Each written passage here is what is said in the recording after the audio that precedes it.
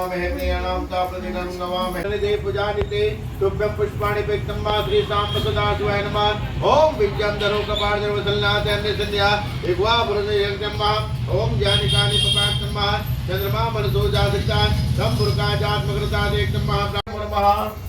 और कितना बढ़िया भैया शुद्धोदक स्नानान्ते आत्मनिं जलं समर्पयामि नाना परिमल नारियल ओम वृषा परितापनमा सांब सदा शिवाय नमः नाना परिमल द्रव्याणि श्रीफल समर्पयामि किनारे रख के जल के छीटा ओम श्रीफल स्नान जल के छीटा कर दो ऊपर ओम सर्वशाधिके सम्मे लोके देवतुभ्यं वासुदेविक्तम्मा श्री गौरी देवतापनमा साम्यक्तम्मा आमुष्णानि समर्पयामि वस्त्रं समर्पयामि नाना मुखोज्जनाक्तम्मा इदं फलम् आहारं भक्ष्य भोजनं दैत्यम्मा ओम गौरी देवतापनमा साम्ब सदा शिवाय नमः अखंड फलं समर्पयामि नैवेद्यं निधामि नैवेद्यं समर्पयामि रख के जल भारतम ते धनक्तम्मा ओम पुंगे फलं नागितम एला चुडतां वेक्तम्मा श्री सांब सदा शिवाय नमः तांबूल पुंगे फलम समर्पयामि सावदे मुखवासन आकर्षण पुष्प चावल फूल ओम तत्पुरुषाय विद्महे महादेवाय धीमहि तन्नो रुद्र प्रचोदयात् ओम पाप कर्मा पाप पाशुभा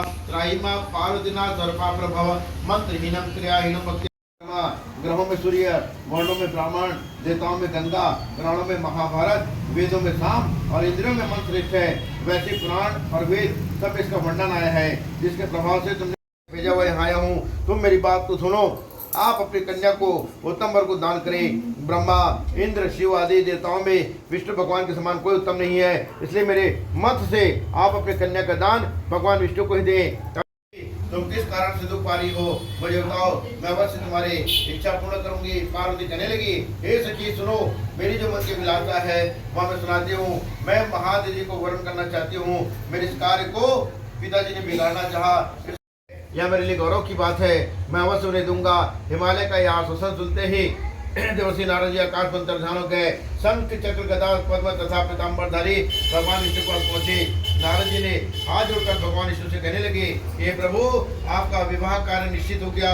इधर हिमालय